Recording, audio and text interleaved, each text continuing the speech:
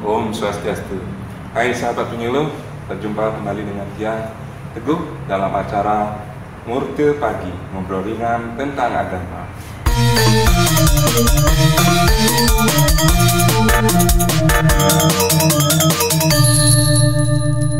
Ngorto Pagi, ngobrol ringan tentang agama. Pagar Wesi menjadi hari raya suci yang euforianya di Buleleng itu dikatakan sama tanda kutip, hampir sama dengan Galungan, seperti halnya di Bali Selatan dan di belahan Bali lainnya dalam upacara Hari Raya Pagar Wesi ini. Untuk membedah hal itu, kita sudah kedatangan dua narasumber yang kompeten di bidangnya. Yang pertama ada Beli Kadek Sakril, di FPDH, Om Swastiastu Beli. Swastiastu. Gunapi kata? Aseng kata kena. Oke. Rahayu. Yang kedua ada Ibu Luh Irma Susanti, Esos MPDH. Om Swastiastu, Mbak. Ini Om Swastiastu di Teguh. Nah, niki sangat spesial hari ini para sahabat penyuluh. Dalam pembahasan kali ini kita akan membahas Pagar Wesi. Pagar Wesi ini sangat murah kalau kita sebut sebagai hari raya atau runtutan dari acara atau upacara lainnya dari Saraswati dan sampai dengan Pagar Wesi yang tidak bisa dipisahkan. Nah, menariknya begini Beli Jero dan Mbak Irma. Kita akan bahas Pagar Wesi ini mungkin kita bahas dulu dari pemaknaannya dulu. Mungkin dari Beli Jero dulu bisa menjelaskan sebenarnya Pagar Wesi itu dari sudut penyuluh agama sebenarnya pemaknaannya itu apa? Mohon dijelaskan. Ya, baik. Terima kasih. Jadi sahabat penyuluh sareng sami, Pagar Wesi itu sebenarnya adalah hari suci berdasarkan pawukon yang kemudian hadirnya 6 bulan sekali tepat pada Buddha Kelion Sinte. Hari itu dinyatakan dalam Lontar Sundari Gama adalah hari pengukuhan pemujaan kita terhadap beliau yang bermanifestasi sebagai Sangyang Paramesti Guru. Jadi dalam tanda petik adalah beliau gurunya guru yang mulia. Nah, kenapa kita memuliakan guru? Karena ada rangkaian yang panjang yang terjadi mulai dari Redite Watu Gunung sampai dengan Redite Sinte, di mana di sana ada yoga ilmu pengetahuan mulai dari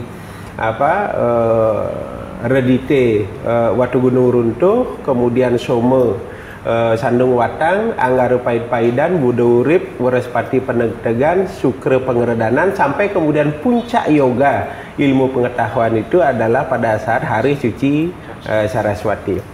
Nah, keesokan harinya itu pada Redite Sinte itu adalah pengeresapan air ilmu pengetahuan, yaitu Banyu Pinih Weruh, Banyu Pinaruh.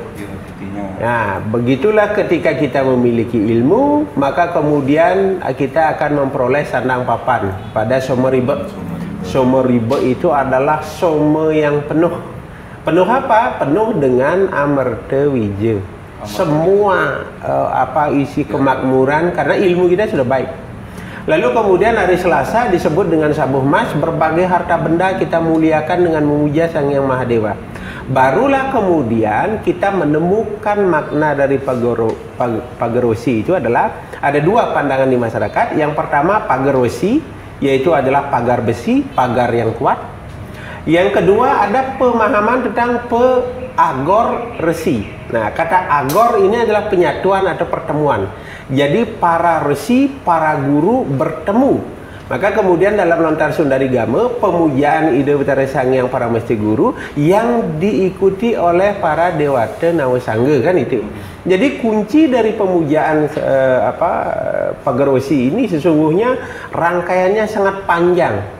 Maka kemudian karena rangkaiannya agak panjang, maka sangat perlu dimaknai oleh umat, dirayakan. Karena kemudian dengan ilmu kita akan memperoleh guna, gina, dan dana. Dan begitu kita punya ilmu dan punya uang, kita harus tunduk. Tunduk itu tidak lain dah memuja guru. Kurang lebih begitu. Baik, Siksema, Nike sedikit ulasan ki sahabat penyuluh. Ternyata Pagar Wesi itu dimaknai sangat luas sekali dan tidak bisa berdiri sendiri.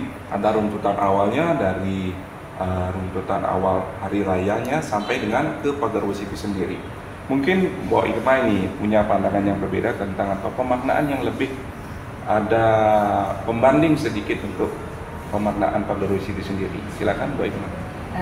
Terima kasih Jek Teguh. Untuk sobat penyuluh juga di mana, untuk sobat agama Hindu yang ada dimanapun juga, pada kesempatan ini mungkin yang ingin memberikan sebuah pemaparan tentang Hari Suci Pagar Besi jika kita lihat dari segi historis. Mengapa di Buleleng itu kesannya besar, sedangkan di daerah lain itu biasa-biasa saja. Kalau dilihat dari sudut pandang historis, Buleleng yang merupakan hulunya sebuah peradaban pada zaman Hindia Belanda, di sanalah pusat kota yang disebut dengan Sunda Kecil. Jadi saat itu berkembang dua mazhab. Yang pertama yaitu sekte Siwa Pasupata dan sekte Buddha Mahayana. Buleleng Timur mengadopsi sekte Siwa Pasupata yang merupakan sebuah sekte yang memuja Siwa sebagai entitas tertinggi. Nah, dalam sekte Pasupata pemuliaan guru adalah utama. Jadi di Buleleng Timur yang saat itu terkena masa sekte Pasupata mengadopsi perayaan Pagar Besi secara besar-besaran. Kemudian bagi daerah Buleleng yang terkena sekte atau masa Buddha Mahayana, mereka melakukan perayaan Pagar Besi secara sederhana. Demikian Ji, kalau dilihat dari segi historis. Semakin menarik ini sobat penyuluh. Jadi membahas sampai ke sektenya. Ya. Jadi sekte mempengaruhi peradaban dan kebudayaan beragama di Buleleng, sehingga mungkin dalam hal ini dia akan mengulik kembali di Kibli dulu. Kenapa sampai Buleleng itu besar? Jadi tentu tidak membahas itu saja. Ada hal yang mempengaruhi sampai dengan Pagar Besi itu dinilai sebagai hari raya suci.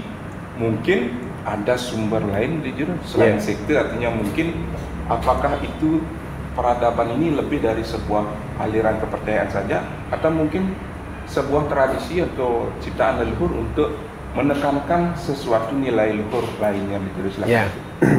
Jadi menarik apa yang disampaikan Bu Irma tentang mazhab itu. Jadi memang untuk melihat hari suci sejauh mana pemaknaannya, kita harus melihat dari 3 pembenaran. Yang pertama adalah kebenaran filosofis. Kebenaran filosofis sepanjang bacaan kita sampai saat ini tidak ada yang membicarakan tentang kenapa Buleleng harus merayakan besar. Nah, itu tidak ada tuh. Jadi yang ada hanya penekanan bahwa hari suci Pagar Besi adalah pemujaan kepada Sang Pramesti Guru. Jelas itu pada lontar Sundarigama. Lalu kemudian yang kedua, kita harus melihat kebenaran itu secara historis. Nah, tadi sudah ada. Jadi kerajaan Sanjaya, kemudian Wamana itu. Kemudian yang ketiga, yang paling penting adalah melihat segala sesuatu itu benar secara sosiologis. Jadi bagaimana perilaku sosial masyarakat? Nah, kita lihat itu di Buleleng Timur. Jadi mulai dari Buleleng, Kecamatan Buleleng niki Nganyinang, enten. Di sana ada keyakinan bagi masyarakat pada saat Pagar Besi itu tradisi munjung. Nah, jadi tradisi munjung yang kemudian itu dipersembahkan kepada mendiang-mendiang yang belum mendapatkan proses penyucian, apakah salah pati, ulah pati atau segala macam. Mereka meyakini bahwa itu masih ada di Setre, lalu kemudian ada berkunjung ke Setre dengan Banten Punjung. Banten Punjung ini sebagai bentuk pemuliaan kepada Sang Hyang Pasupata, maka diberilah daging babi. Niko nih ngawinan gede sebenarnya.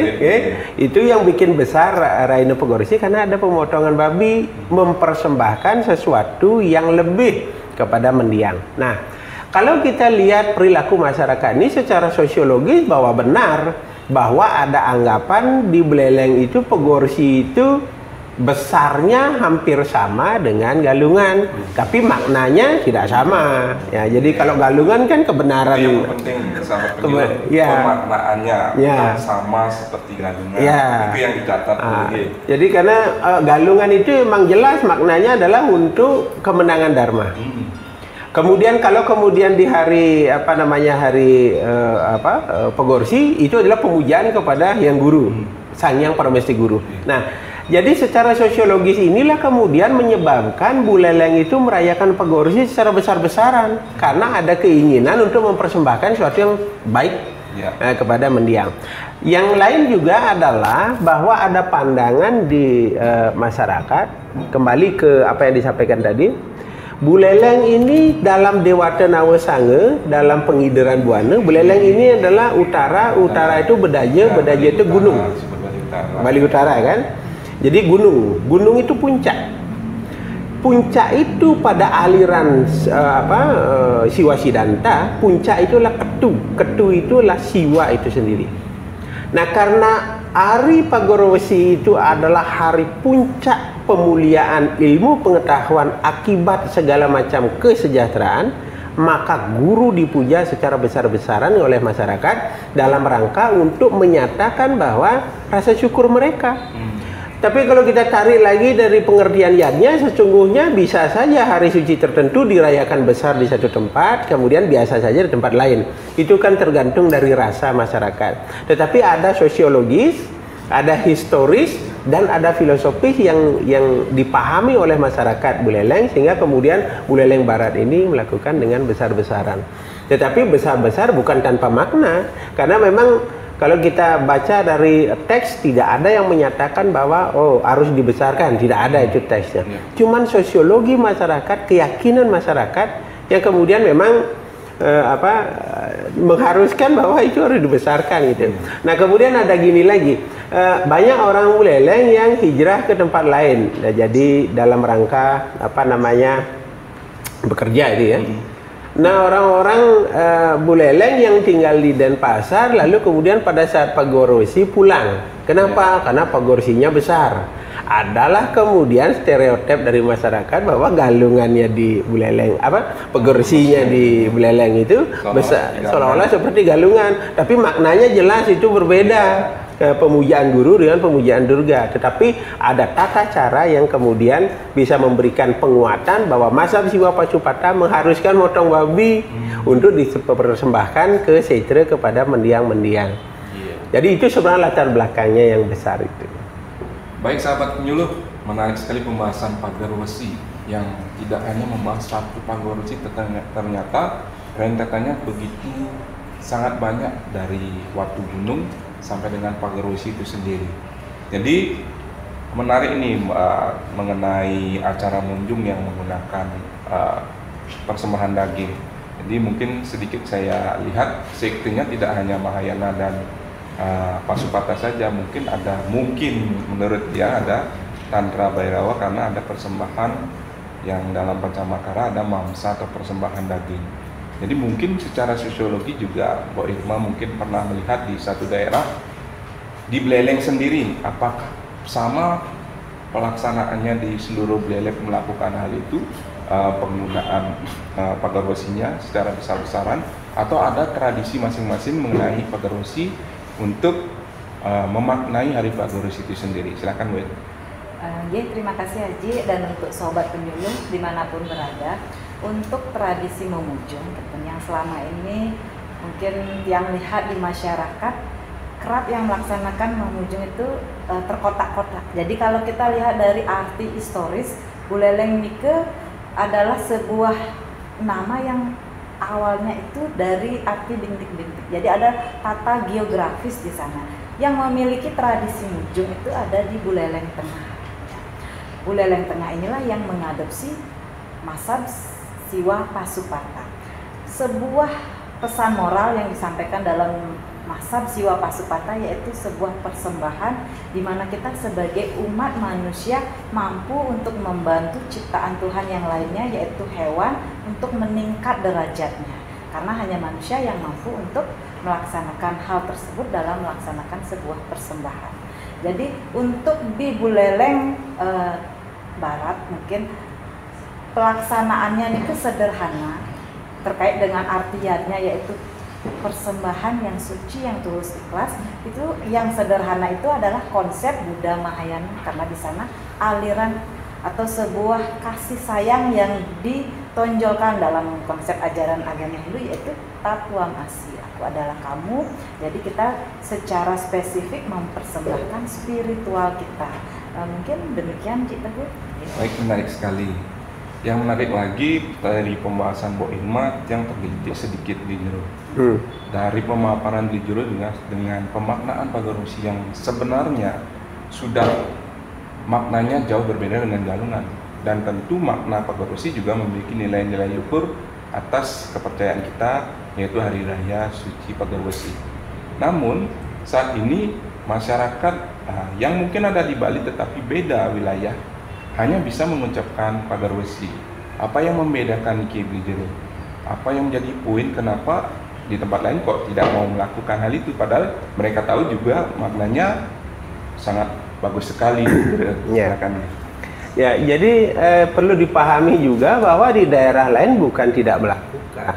Jadi semua masyarakat Hindu melakukan itu, cuman euforianya, perayaannya lebih kentara ketika kita melihat pelaksanaan yang ada di Buleleng. Itu pun di Buleleng Tengah kan. Kalau di Buleleng Timur melakukan juga, tapi tidak se-euforia di sini, tidak ada munjungnya kan. Nah, tapi kalau kita lihat tarik garis besarnya, pada saat pelaksanaan Pagarwesi itu di tempat yang nyatanya dinyatakan besar pelaksanaannya begitu, tidak ada Banten yang spesial yang besar kok. Cuman dia euforianya itu karena ada mempersembahkan daging, memotong daging, ada persembahan kepada mendiang. Nah, dalam konteks ini sesungguhnya kita bisa menarik sebuah keterhubungan antara Pagarwesi dengan Saraswati. Jadi Saraswati kuncinya itu adalah ilmu pengetahuan. Kata seres itu adalah sesuatu yang mengalir kan. Yang mengalir itu adalah air dan pengetahuan. Nah, kalau secara pengetahuan oke lah, ilmu pengetahuan. Nah, kata air dimaknai oleh masyarakat Buleleng itu dan juga masyarakat yang lain itu adalah pemujaan pada leluhur. Makanya ada istilah warih perti sentana kan, itu air itu. Nah, pemuliaan air inilah kemudian secara garis besar umat memaknai dan melakoninya. Ada umat memaknai itu cukup melakukan persembahyangan pemujaan di Merajan. Ada yang memaknai cukup melakukan pemujaan di Trikahyangan 3. Ada juga seperti yang terjadi di Buleleng, di Kahyangan 3 ya, di Merajan ya, ditambah lagi satu munjung ke Setra. Ini saja sebenarnya tambahannya, kemudian kita melihat itu sebagai euforia yang besar. Tetapi tentu ini semua adalah bukan berarti pelaksanaan yang besar itu kemudian menjadi titik tolak kita. Euforia, semua ilmu pengetahuan, semua perayaan hari suci, semua itu sesungguhnya dilakukan oleh masyarakat, walaupun memang ada mazhab-mazhab yang masuk itu. Tapi bukan besar kecilnya menjadi acuan, tetapi pemaknaannya bagaimana pemujaan Sang Hyang Paramesti Guru itu dilakukan dalam tanda petik menjadi hari gurunya masyarakat Indo-Bali. Jadi mengucapkan terima kasih atas segala macam arahan, ilmu pengetahuan, tuntunan kepada beliau yang disebut dengan Sang Hyang Paramesti Guru. Itu kunci yang disampaikan dalam Lontar Sundari Gama. Cuman pemaknaannya ada di satu tempat besar, di tempat lain sederhana. Saya kira itu persoalan cara saja. Tapi kunci intinya itu adalah sama, yaitu memuja beliau Sang Hyang Paramesti Guru itu sebenarnya. Baik sahabat Nyuluh, kuncinya bukan di pada saat ini yang melaksanakan tidak melaksanakan, tetapi pemaknaan ini sungguh-sungguh ke pribadi masing-masing dan bagaimana orang itu menyadari bahwa pemaknaan hari Pagarwesi ini sangat erat kaitannya dengan Saraswati, dan kalau kita sudah bisa memahami Saraswati dan runtutannya sampai ke Pagarwesi, itu menjadi nilai tambah. Mungkin sebagai closing, Bu Irma ada yang ingin ditambahkan? Silakan. Sahabat penyuluh, sebuah euforia keagamaan tidak bisa dilihat dari besar kecilnya pelaksanaannya, tapi sebuah euforia keagamaan dapat kita maknai sebagai bentuk bagaimana kita menanamkan 3 konsep dari dalam diri. Belajar agama adalah latihan untuk menyeimbangkan nilai intelektualitas yang kita dapatkan dari momentum perayaan Hari Saraswati, dan kemudian bagaimana kita menyeimbangkan nilai emosional kita salah satu persembahan berupa daging adalah bentuk untuk menyeimbangkan unsur-unsur rajasik dan tamasik yang ada dalam diri setiap manusia. Kemudian bagaimana kita menyeimbangkan sebuah emosional dalam artian bagaimana kita mengatur emosi kita sehingga nantinya intelektualitas, emosional dan spiritualitas selalu menjadi dasar membentuk karakter kita untuk membentuk sebuah peradaban yang adiluhur, sehingga makna dari hari suci Pagarwesi yaitu kita memuliakan guru benar-benar dapat mencapai poin yang kita maknai secara luar biasa. Mungkin dijuru? Ya. Jadi Pagarwesi menjadi besar di Beleleng bisa kita tarik dari tiga sudut pandang. Secara filosofis itu pemaknaannya jelas dalam lontar Sundarigama. Secara historis ada kerajaan dan mazhab yang mengalir di sana, dan secara sosiologis masyarakat meyakini bahwa melakukan munjung itu sebagai bentuk sesuatu yang besar. Bahwa kemudian pelaksanaannya, euforianya itu lebih besar, lebih mewah, lebih meriah, itu adalah hanya tata cara saja. Yang terpenting adalah bagaimana pemujian Sang Hyang Paramesti Guru pada saat Pagarwesi atau Pagarwesi, betul-betul kita menundukkan diri kita kepada Yang Maha Guru, yang kemudian mengarahkan kehidupan kita, mengajarkan segala pemaknaan kehidupan yang pada intinya bertujuan untuk kehidupan yang damai dan sentosa. Kurang lebih itu. Baik sahabat penyuluh, demikian tadi obrolan ringan kita mengenai makna hari Pagarwesi bersama Tiang Teguh dan narasumber berdua Suksema. Jadi pembahasan ini semoga bermakna kepada umat maupun penonton atau penggiat dari Nirwasita dan Tari. Yang mengucapkan terima kasih sekali lagi para narasumber, dan kita akhiri pertemuan atau ngobrol hari ini dengan Parama Santi. Om Santi Santi Santi Om.